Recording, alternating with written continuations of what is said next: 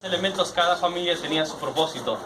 ¿Cuántas personas piensan que necesitaban para cargar todo esto?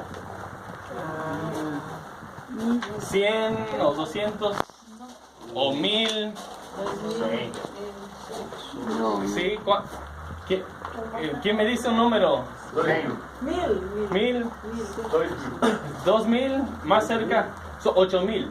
Wow, uy. 8000 levitas, bueno, un poco más, pero entre 8 y 9000 levitas llevaban, y cada persona tenía su tarea para llevar. ¿Cómo? Sí, para mudar, en carros y todo. Y si miran, los elementos tienen para cargar en la espalda, tienen barras.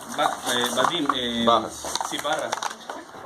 Bueno, la primera cosa que miramos cuando estamos adentro es acá el candelabro. Y si miran, tiene siete candelas. El menorá, el Hanukkah tiene 9, porque son 8 días de que se celebran. Pero aquí tenemos 7, y cada día lo llenaba el sacerdote con aceite virgen y alumbraba a todo el lugar. Era la única luz que existía en el tabernáculo de adentro. Esto no sabemos las dimensiones de altura pero sí sabemos el peso, y eran más o menos 37 kilos de oro puro. Entonces, y fue de una pieza sola, lo martillaron en esta forma. A mí me recuerda mucho a mi vida, que el Señor nos puede utilizar, pero nos tiene que formar. Y muchas veces nos tiene que martillar para que podamos ser útiles para Él. Así que también nos recuerda la palabra de Dios, que nos ilumina la vida, que ilumina todo lo que tenemos. Así que es la única pieza, bueno, hay otra pieza que es de oro puro, pero la mayoría, por ejemplo, esto era oro, era madera encubierta de oro. La madera es acacia, y afuera hay varias, son los arbustos, como arbustos pequeños. Les muestro después si quieren. Ahora la segunda cosa que miramos está del lado norte, y es el Shulchan Lechem Hapanim, que es la mesa del pan de la presencia. Y si miran, son 12 panes sin levadura, y representa que siempre Dios provee para su pueblo. 12 panes son 12 tribus, entonces para todo Israel siempre proveyó, hasta hoy en día proveyó. Amén. Y eso se reemplazaba cada Shabbat, cada viernes ponían pan nuevo, y así que lo comían solo los sacerdotes. Pero una persona que no era sacerdote comió de este pan. ¿Alguien se acuerda? David, el rey. Sí, es verdad. Bueno, todavía no era el rey, pero había sido ungido, comió del pan. Y de la línea de David era el Mesías, ¿verdad? Así que sabemos que había un propósito. Aquí pueden mirar cómo se vestía un sacerdote. Así como miramos los colores en el tabernáculo, tenemos rojo, blanco, azul y púrpura. Son los mismos colores que lleva en el cinto, y se repiten varias veces los colores, por ejemplo, en el velo.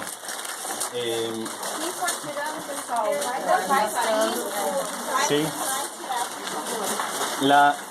Hay una cosa que no tiene puesto, bueno, antes el vestido que traía era sin costura, o sea, era un solo pedazo, no tenía como costura que juntaba pedazos, sino que eran un solo pedazo. Para un lector judío, cuando está leyendo, hay otra persona que llevaba un vestimento sin costura. ¿Se acuerdan quién? Sí. Les doy una pista. Cuando tiraron, querían dividir el material, pero como no tenía costura, lo tiraron suerte, sí, Jesús, exactamente.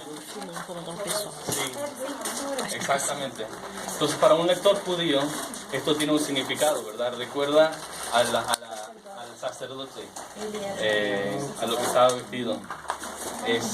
Y es también una profecía, decía que iban a tirar suerte para su ropa. Así que, como el Señor obra en las maneras pequeñas, ¿verdad? Hay otra cosa que no lleva puesto, si se dan cuenta. ¿Cómo? Es verdad, no llevan zapatos, no llevan sandalias. Descalços, tal. Sí. Tem os sininhos, não. ¿Y saben por qué fue eso? ¿Alguien puede adivinar? Se ele morresse lá dentro, você pararia. Não, sim. Ah, sandália? Não, sem sapatos. É. Bueno, aquí Ah, humildade. estamos en el lugar santo, sí. Y entonces no llevaban puestos las sandalias cuando estaban en el lugar Ah, santo. sim. Tem sandálias Así nos que pés. yo llevo zapatos, pero los sacerdotes no, en ese tiempo no. Aquí tenemos un sacerdote, el sacerdote mayor, el sumo sacerdote. Gracias. Estoy con varios idiomas y estoy tratando de... Pero además de la ropa que llevaba el sacerdote, él también llevaba la gorra, y acá llevaba un tzitz, de oro, que dice Santo Kadosh la Adonai, santo para el Señor, para el Señor. Entonces todo lo que hacía era apartado para el Señor.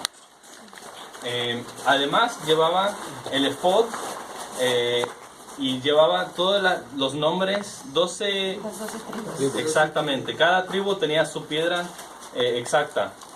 No sabemos todas las piedras, pero sabemos la mayoría. Y además también tenían en sus hombros piedra de onix, que también llevaba los 12 nombres, no de las tribus, sino de los nombres de los hijos de Israel, los hijos de Jacob, como Yosef aparece, en vez de Manasa y los hijos de Efraín. Pero, y además, ¿qué ven aquí? Son campanitas y rimonim, son fruta, ¿cómo se dice? Okay, sí, bueno, ya saben. ¿Cómo se dice? Roma. Ok, sí. Y entonces cuando el sumo sacerdote estaba caminando por el tabernáculo, todo el pueblo no podía entrar, pero podía escuchar que estaba haciendo la obra de Dios de parte suya. Él estaba llevando la responsabilidad de parte del pueblo de Israel y lo estaba cargando y presentando delante de Dios. Vamos a ver adelante cómo él se acercaba a Dios también. Bueno, la última cosa que quiero mostrarles aquí es el altar de incienso. Aquí no se sacrificaba animales, allá afuera se sacrificaba y se quemaba animales y otras cosas también. Pero aquí era incienso lo que se ponía. Entonces cada día se ponían incienso de 13 ingredientes que llenaba todo el lugar. Entonces yo últimamente siempre estoy estudiando la palabra para entender más, y cada vez estoy aprendiendo más, y en el calendario judío está de leer todo el Torah por el año. Así que me tocó hablar del tabernáculo una vez, y al leer una vez, otra vez la historia, me di cuenta algo que no experimentamos aquí, que es el aroma que llenaba todo el lugar. Y saben cómo es cuando la carne se está quemando, cuando hay muchos ingredientes que se están quemando, cuando hay un aroma especial que solo existía en el tabernáculo llenando este lugar. Así que esos aromas eran parte de la experiencia del tabernáculo, del sacerdote, y significaban también la presencia del Señor. Era algo que solo existía. Si alguien imitaba este incienso afuera del tabernáculo, era echado, era como si fuera muerto. Lo echaban del pueblo de Israel. Solo se podía usar el incienso aquí en el tabernáculo, así que era muy especial. Y vamos a ver ahora adelante también qué más hacían con el incienso. Entonces, aquí entraban los sacerdotes diariamente. Ponían incienso y prendían la luz, y una vez a la semana comían el pan, pero al lugar santísimo solo una vez al año entraba, y solo una persona, era el sumo sacerdote. ¿Se acuerdan qué día se entraba? Sí, era Yom Kippur, el día de perdón, sí, exactamente. El día de Capará. Yom Kippur es cubrimiento, el cubrimiento como de sangre. Así que lo primero que hacía el sacerdote era traer, y primero estaba solo. Todos los sacerdotes, todos se alejaban del tabernáculo para no interrumpir. Así que estaba solo el sumo sacerdote y llenaba aquí el incienso, y antes de que él entrara llenaba el lugar santísimo de incienso. Y esto como una cobertura temporal para que no muriera. Así dice la Biblia. Si no llevara el incienso, moriría. Tem que segurar a cortina que não vai dar para entrar todo mundo.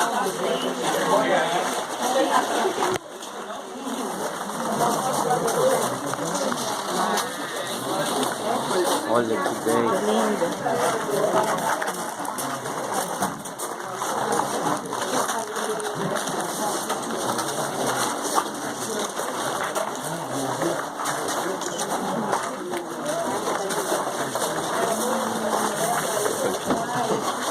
E entram todos. Peraí, vai aparecendo. Vou ficar agachadinho aqui. Não precisa ficar. Não precisa, fica aberto. Vem aqui, Carol. Vem aqui, tem espaço, Carol, também, se quiser no cantinho. Tem espacinho aqui. Aí, Fica mais, gente. dá uma ré. Pode vir, pode vir. Vem mais pra frente. Entrar aqui? Isso. Não apoia, não apoia. Tocou, morreu. Si miran todos. Não, tem muita gente lá fora. Venham mais pra gente. Vem pra frente. Vem pra frente, Val. Duas vezes. O pessoal, o Josué vai fazer em duas vezes. Ah, ok. Tem que já sair um pouco. Tá bom. Tem muita gente. Tem muita gente. En aquel entonces el tabernáculo, aquí miramos dos pedazos. Abajo está el arca,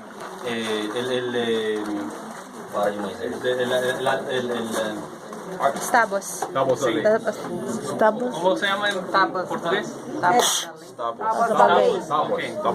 Bueno, y arriba es otro pedazo, Sí. y es el asiento de misericordia. ¿Cómo le dicen en portugués? É isso mesmo. Sí, Mesma coisa. sí, ok. Son dos pedazos distintos. Este es hecho de oro puro. Un pedazo lo martillaron así como el candelabro. Sí. Y eran dos ángeles con sus alas abiertas. Entonces, en aquel entonces esto estaba orientado hacia así, los palos venían así. Lo movimos para que entrara mucha gente, Sí. pero el sacerdote venía, el sumo sacerdote entraba primero con el incienso y después se arrodillaba delante del altar y tiraba la sangre del sacrificio del toro y pidió perdón por sus pecados y por los pecados de su familia, de sus hijos. Y después venía con la sangre del cordero, de la cabra, y lo echaba y confesaba los pecados de Israel. Y cada año esto los confesaba. Hay algunas tradiciones que dicen que las banderas alrededor milagrosamente se convertían de rojo a blanco. Esto no está en la Biblia, pero son tradiciones judías. Dicen que, bueno, después les cuento más. Pero cada año había que repetir esto y no se sabía hasta después. El pueblo estaba esperando para ver si Dios les perdonaba. Para ver, primero que no se muera el sumo sacerdote, pero también de ver que el Señor recibió su sacrificio. 40 años antes de la destrucción del templo. Después del tabernáculo hicieron el templo. Y 40 años antes de que se destruyera, la tradición dice, la tradición judía dice, las banderas ya no se volvían blanco. Decía, siempre seguían, entonces el Señor no recibía, Dios no recibía los sacrificios. Y nadie sabe por qué. Pero no sé si saben ustedes más o menos qué ocurrió 40 años antes de la destrucción del templo. No. Eso ocurrió en el año 70. 40 años era el año 30. Y para nosotros que sabemos fue cuando Jesús murió. Y ya no había falta de sacrificio. Era el último sacrificio. Así que es sabemos que una vez para siempre Él murió por nosotros. Aleluya. Así que hay otra cosa que miramos acá que es muy impactante para mí. Para mí el tabernáculo es muy íntimo, es muy pequeño, no es para la relación. Dice Éxodo 25, háganme un tabernáculo para yo habitar en ustedes, y que yo habitar en ustedes, dice. Y Dios quiere una relación. Todo el propósito de esto fue una relación con su pueblo, una relación con nosotros. Bueno, con las naciones eventualmente. Y acá miramos cuando está creando el diseño de los querubines, de los ángeles. Hay otro, fue el segundo lugar en la Biblia que habla de los querubines. A ver, ¿alguien se acuerda el primer lugar donde habla de querubines en la Biblia? Bueno, en Génesis. Fue cuando Adán y Eva fueron Da echados. árvore. Colocaram os querubins na árvore da vida para proteger. Exactamente. Entonces cuando el hombre está separado de Dios, hay querubines protegiendo para que no entraran de vuelta. Pero aquí el hombre está reunido otra vez con Dios. Él quiere una relación. Y esto simboliza otra vez la reunificación, la relación que Dios quiere con nosotros. Entonces, para mí especialmente el mensaje del tabernáculo es que Dios quiere una relación con nosotros. Y proveyó una manera que tuviéramos una relación con Él a través de su Hijo. Así que, bueno, la última cosa, no sé si saben lo que había adentro del arca. As tábuas da lei. A vara de Arão e o maná. Y maná, ya saben todo. Bueno, aquí pueden mirar con nosotros con las luces. Esse maná é original, viu, pessoal? Este Era da China, não é da China, né? que es el color blanco del maná. Quando ele terminar, a gente vai tudo passar olhando. Deixa eu sair para vocês. Deixa eu ver. Pessoal, não apoiem na árvore. Não apoia. Vai lá. Se apoiar, cai. Apoiou, morreu. Tirou foto, dá Pessoal, licença. olha, quem tirou foto, tira foto do tabernáculo, se despede do Josué, ônibus. Deixa eu tirar a foto do... Aqui acabou.